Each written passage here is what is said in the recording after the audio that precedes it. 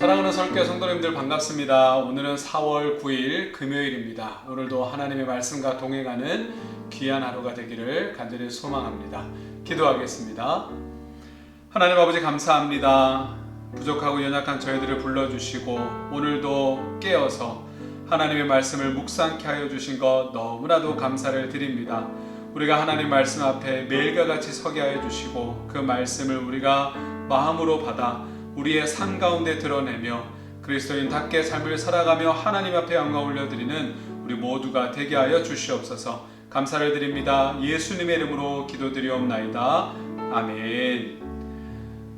오늘 볼 하나님의 말씀은 출애굽기 3장 1절에서 12절까지의 말씀입니다. 함께 말씀 보도록 하겠습니다.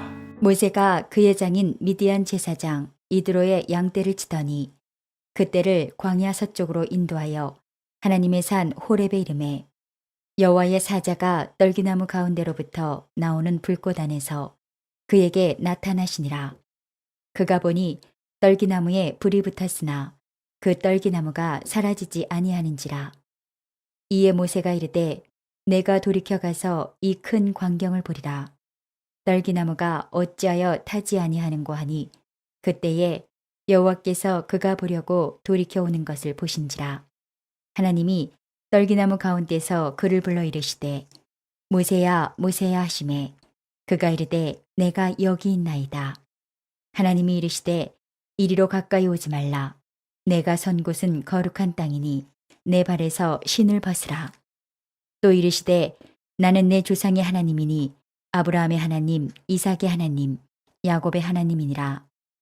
모세가 하나님 배웁기를 두려워하여 얼굴을 가리매 여호와께서 이르시되 내가 애굽에 있는 내 백성의 고통을 분명히 보고 그들이 그들의 감독자로 말미암아 부르짖음을 듣고 그 근심을 알고 내가 내려가서 그들을 애굽인의 손에서 건져내고 그들을 그 땅에서 인도하여 아름답고 광대한 땅, 젖과 꿀이 흐르는 땅, 곧 가나안 족속, 헷 족속, 아모리 족속, 브리스 족속, 히위 족속, 여부스 족속의 지방에 데려가려 하노라. 이제 가라. 이스라엘 자손의 부르짖음이 내게 달하고 애굽 사람이 그들을 괴롭히는 학대도 내가 보았으니 이제 내가 너를 바로에게 보내어 너에게 내 백성 이스라엘 자손을 애굽에서 인도하여 내게 하리라. 모세가 하나님께 아뢰되 내가 누구이기에 바로에게 가며 이스라엘 자손을 애굽에서 인도하여 내리이까. 하나님이 이르시되 내가 반드시 너와 함께 있으리라.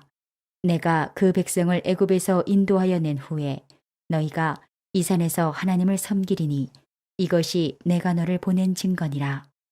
출애굽기 2장의 마지막 부분을 보면 하나님이 이스라엘 백성의 탄식과 부르짖음을 들으셨고 믿음의 조상들에게 세우신 언약을 기억하고 있다라는 것을 우리는 말씀을 통해서 보았습니다. 이에 하나님께서는 궁전에 있는 사람, 돈이 많은 사람, 능력이 많은 사람을 부른 것이 아니라 지금 어떻게 보면 도망자의 신세로 광야에서 양을 치는 목동에 불과한 모세를 부르시고 그에게 하나님께서는 사명을 주시고 있습니다. 모세는 지금 평범함 그 자체에 지금 묻혀서 삶을 살아가고 있습니다. 아니 어떻게 보면 그 평범함보다 더 나락에 떨어져 있었을 것입니다. 40년간의 화려했던 과거도 이제는 옛 기억에 지나지 않을 뿐더러 40년의 광야 생활을 하면서 그는 모든 것이 끝났다고 그렇게 생각했을지도 모릅니다. 그러나 하나님은 그를 부르십니다. 우리 역시 이제 끝이다. 더 이상 어떻게 보면 살아날 환경과 여건이 아니다라고 생각하며 그렇게 하루하루 살아갈 때가 너무나도 많이 있습니다. 그러나 하나님의 생각과 계획은 분명하게 우리 연약한 인간과는 다를 수 있다라는 것입니다. 하나님은 일상을 살고 있는 모세를 하나님의 산 호렙에 이르게 하십니다. 그리고 사명을 주시는 것이지요. 모세는 지금 떨기나무 가운데 불로 임하신 하나님의 현현 앞에 서 있습니다. 불이 붙었음에도 타지 않는 떨기나무 속에서 거룩하신 하나님의 임재를 발견하게 됩니다. 하나님은 모세를 부르시면서도 그에게 가까이 오지 말라라고 그렇게 이야기를 합니다. 그리고 네가 선 곳은 거룩한 땅이니 신을 벗으라고 말씀하십니다. 이 말씀은 모세에게 거룩함을 요구하시는 하나님의 엄중한 명령이기도 합니다. 우리 역시 삶 가운데 신발을 벗어야 합니다. 밖에서 신던 더러운 신발로 깨끗한 집안을 더럽히면 안 된다라고 하는 너무나도 당연한 것을 우리는 알고 있지요. 이처럼 하나님은 모세에게 세상의 방식과 가치관, 삶의 목적들이 하나님의 사명을 이루는 데 있어서 어떠한 것도 도움이 되지 않는다, 필요가 없다라고 지금 말씀하고 있습니다. 오로지 필요한 것은 하나님 앞에 거룩함입니다. 정결함이죠. 구약에 보면 이스라엘의 초대 왕인 사울 왕 시대에 하나님은 사울에게 아말렉 족속을 진멸하라 라고 그렇게 명령하셨습니다. 말 그대로 진멸이었습니다. 그러나 사울은 좋은 것들을 자신을 위해서 남겨두었습니다. 전쟁에서 승리하여 취한 전리품들을 사람들에게 과시하고 싶었기 때문에 그렇지요. 하나님이 승리를 주신 것이 아니라 자기가 잘한 것임을 사울 왕은 자랑하고 싶었던 것입니다.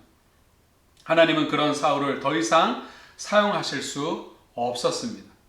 아무리 고급스러운 그릇도 깨끗하지 않으면 우리는 사용을 하지 않지요. 이처럼 우리는 거룩함을 요구하시는 하나님의 명령을 우리는 오늘도 기억하며 거룩함을 하나님 안에서 유지하며 삶을 사는 것이 필요하다라고 하는 것입니다. 거룩하지 않은 것들은 하나님의 일에 방해가 될 뿐입니다. 하나님께서 쓰시고자 하는 백성에게 이러한 거룩함을 지금 모세에게 요구하고 있는 것이죠.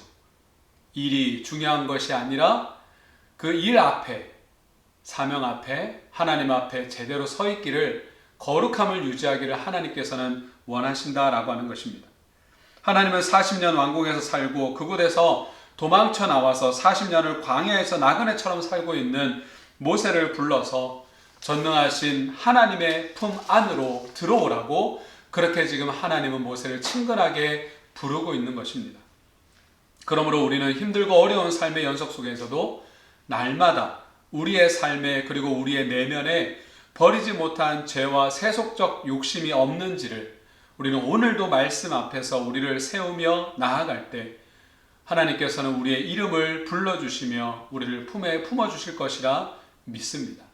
내 상황이, 내 형편이 어떠한 모습 가운데 있다 할지라도 하나님은 우리의 이름을 불러주시고 우리를 불러주셔서 품 안에 품어주실 것입니다. 이어 하나님은 자신은 아브라함, 이삭, 야곱의 하나님이라고 소개를 하고 있습니다. 이것은 이스라엘을 잊지 않으시는 언약의 하나님, 그리고 또한 신실하신 하나님임을 나타내고 있죠.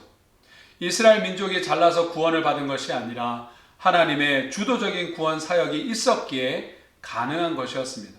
우리 역시 우리가 구원을 받은 것은 우리가 잘나서, 우리가 도덕적으로 잘 살아서, 우리가 예배를 잘 드렸기 때문에 받은 것이 아니라 구원은 하나님의 주도적인 하나님의 사역이었기 때문에 가능한 것이었습니다. 그러기에 우리는 전적으로 믿음으로 삶을 살아감이 필요합니다. 나의 세상적인 삶의 방법을 내려놔야 된다라고 하는 것이죠. 하나님의 주권을 인정하며 우리는 삶을 오늘도 살아야 됩니다. 지금 모세 역시 어떻게 보면 80세 끝이다, 뭔가를 할 수 없는 나이였습니다. 또한 광야에서 40년을 살아오면서 몸도 마음도 쇠약해져 있었을 그때였습니다.